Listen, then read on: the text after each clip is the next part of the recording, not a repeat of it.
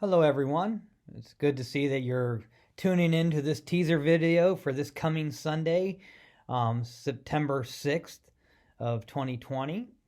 And as I prepare this video, I just excited to see so many people back attending worship services. We've been pretty good since we reopened since the pandemic, and starting to see even more people, I guess, as school is starting to go in place and people are back from summer trips. It's so great to see so many of you on Sunday mornings. And for those who are not able to attend with us yet, we're hoping that these teaser videos and the recordings of the sermons and the music is at least keeping you in touch until you're able to join us again. And we know with the current pandemic, and also as cold and flu season comes, we need to take the precautions necessary. But this coming Sunday, my sermon is titled Reconciled. And I always feel, when I think of reconcile, I don't know about you, I think of kind of in the financial world where you're reconciling the statements and make sure the expenses and the income, everything balances. Um, but as far as the sermon and the passage that we're going to look at for this Sunday, reconciled and reconciliation to me kind of feel like churchy words. And I've never been one to really preach using churchy words, because I always find that people who didn't grow up in the church really don't understand what those words mean. And therefore, you're preaching a sermon they don't understand. And if you're preaching a sermon they don't understand, it kind of defeats the purpose of preaching a sermon. But we're going to actually look at the definition of reconciled and reconciliation. I have here to establish a close relationship between, and to settle or resolve. And the passage that we're going to read for this Sunday is Romans chapter 5, verses 6 through 11. That's Romans chapter 5, verses 6 through 11. And it will use the word reconciled and reconciliation multiple times, and talking about to settle or resolve, or to reestablish a close relationship between. And we'll see, when you look at that definition, or those two definitions of the word reconciled and reconciliation, it really works well in Romans chapter 5, verses 6 through 11.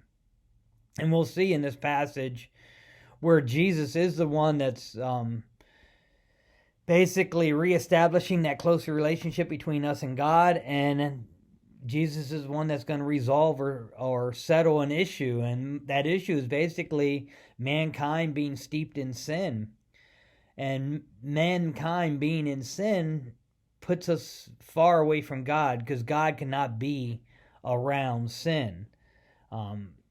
Mankind really hasn't been with God, in a close relationship since Adam and Eve in the Garden of Eden. And when they sinned, they got banished.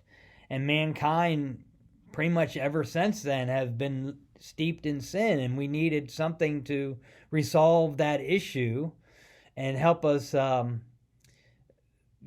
with that relationship between us and God. And that's where we see in this passage it's being done by Jesus. And I think, again, when you use churchy words, it's important that we break down what they mean so people will understand. And I will be doing that Sunday, going over the definition and going through the passage, and how which definition really works in the passage to help us understand. We need to understand that there is a debt. Sin is a debt that needs to be paid, and we don't have the means to pay that, nor would we ever have the means to resolve that conflict. And if you only know reconciled from a financial side, and you have to reconcile the debt or settle that debt and get things even and balanced, that understanding would help you with this passage, and knowing that there is that debt that needs to be paid.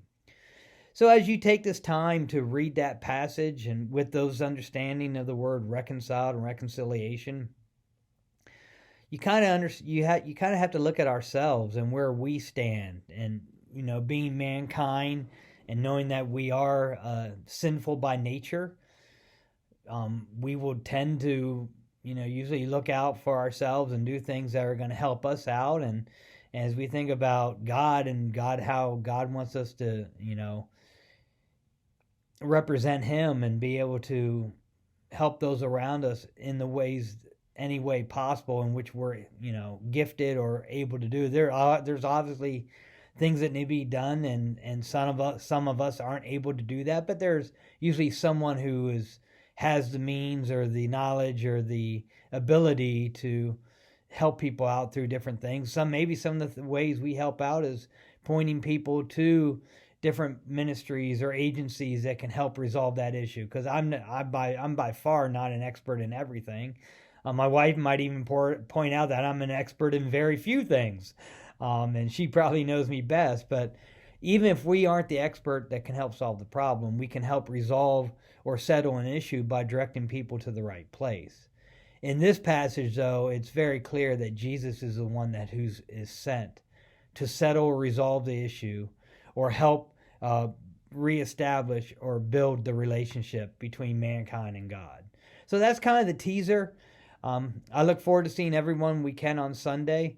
Also, don't forget the Mark Cable event. That's coming up on September 19th. That's a free concert. He's a musician. He's a comedian.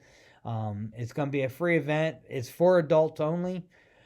If you have children and would like to attend the event, the youth group is offering childcare services with the youth adult, asking for a donation to go to the youth ministries here at Pembroke for some of the activities that they are planning.